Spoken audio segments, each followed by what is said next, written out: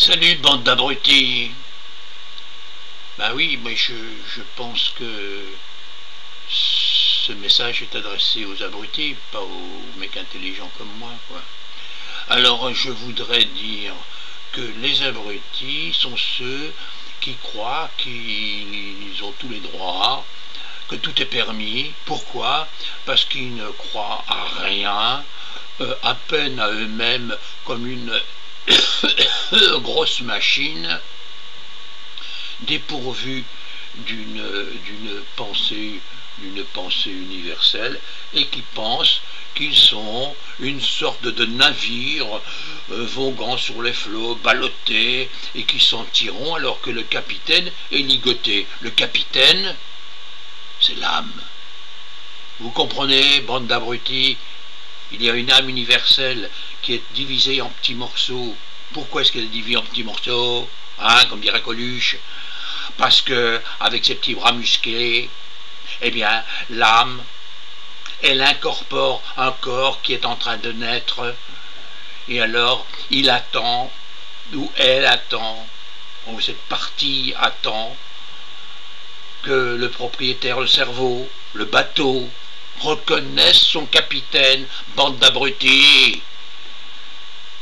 Alors, bien sûr, ça ne s'adresse pas aux gens qui sont mes amis et qui partagent la même inspiration spirituelle.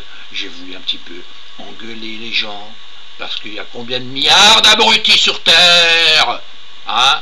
Bon. Et c'est pas pour ça que je me crois supérieur. Je crois simplement que je suis en avance avec quelques personnes. En avance, pourquoi? Parce que tout le monde doit suivre, inéluctablement. Alors les abrutis doivent devenir de moins en moins abrutis pour devenir, sinon intelligents, du moins intuitifs. Alors j'en ai vraiment marre que ce monde soit rempli et grouille comme des fourmis de gens qui ne pensent... bien sûr, il y en a qui ont faim, alors ils mangent, ils boivent. Ils ont faim, ils mangent, ils boivent, ils font l'amour, ils font des enfants, et la descendance est absolument primordiale. Mais alors, qu'est-ce qui nous différencie des animaux si ces gens-là ne prient pas? Parce qu'il y a des gens qui, malgré leur pauvreté, prient quelque chose qu'ils ne comprennent pas. C'est déjà quelque chose qui est à leur profit.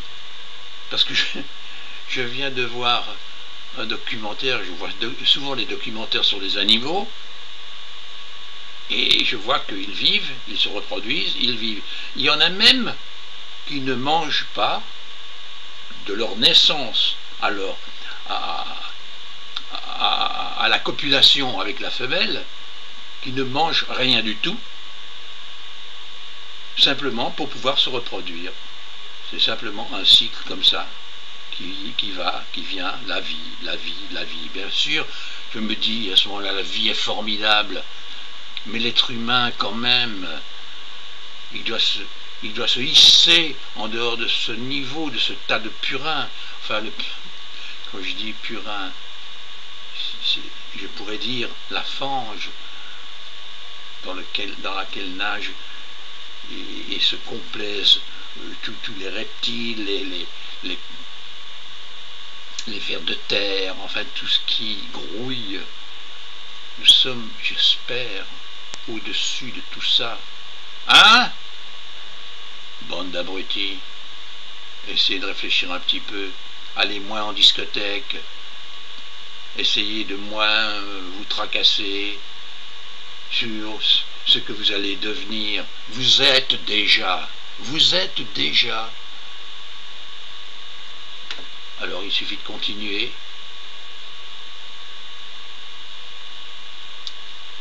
Il suffit de tendre la main vers le ciel pour qu'une autre main, celle-là invisible, vous prenne en charge.